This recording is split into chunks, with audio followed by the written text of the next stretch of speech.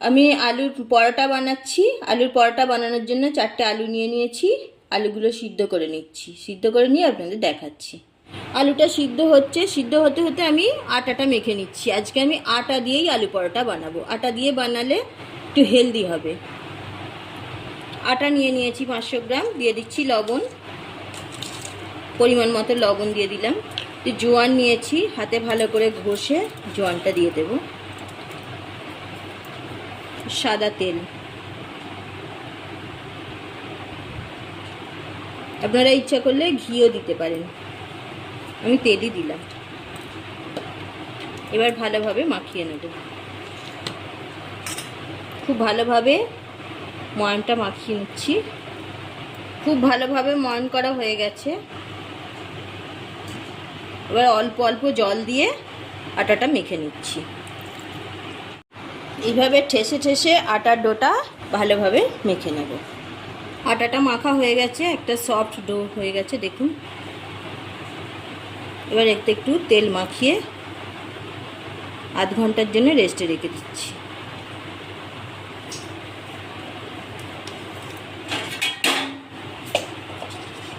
সিদ্ধ করা আলুগুলো একটা গ্রেডারের সাহায্যে গ্রেড করে নিচ্ছি। গ্রেডারের সাহায্যে গ্রেড করলে আলুটা মিহি হবে ভালো। হাতে করে আপনারা ম্যাশ করে নিতে পারেন, তাতে হয়তো শক্ত থাকলে এটা একটু অসুবিধা হতে পারে। সব আলু গ্রেড করা হয়ে গেছে। এবার কাঁচা লঙ্কা, ধনেপাতা কুচিয়ে রেখেছি দিয়ে দিলাম। বিট লবণ, আদা লবণ, জিরে ভাজা গুঁড়ো, চাট মশলা, সর্ষের তেল।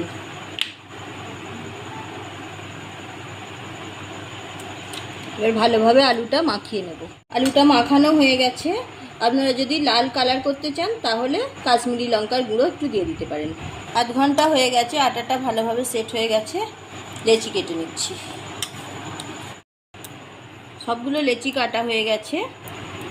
আমি এইভাবে এবার পুর ভরে নিচ্ছি। একটা বাটির মতো বানিয়ে নেব।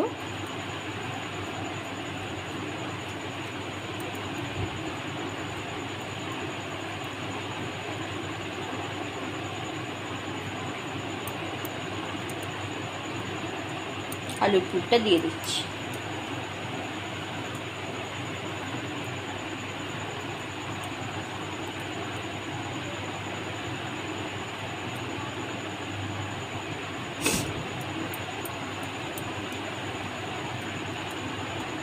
ভালোভাবে মুখটা জুড়ে দিতে হবে।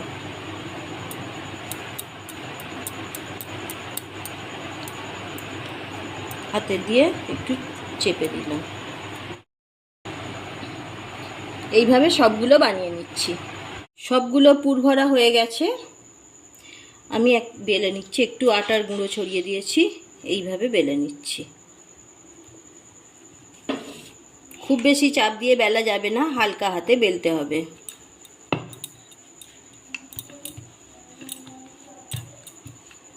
ঠিক এইভাবে সবগুলো পরোটা বেলে নিচ্ছি।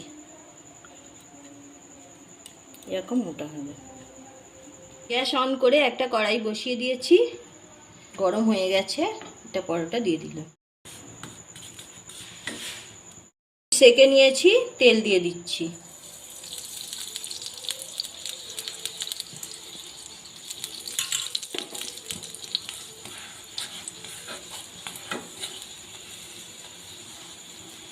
পরোটাটা কত সুন্দর ফুলছে দেখুন।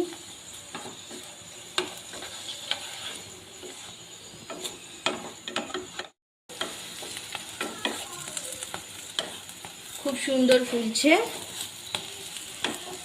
এইভাবে সব পরোটাগুলো আমি ভেজে নিচ্ছি। রেসিপিটা যদি আপনাদের ভালো লেগে থাকে আমার চ্যানেলটি সাবস্ক্রাইব করে পাশে থাকবেন, একটা লাইক দিয়ে দেবেন এবং শেয়ার করবেন।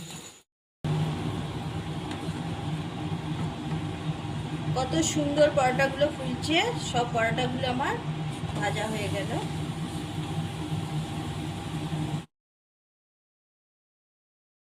বাড়িতে বানানো টমেটো সস দিয়ে পরোটাটা সার্ভ করে দিলাম। নরম তুলতুলে আলু পরোটা, কত সফট হয়েছে দেখুন। একটা ছিঁড়ে দেখাচ্ছি, পুরে ঠাসা দেখুন।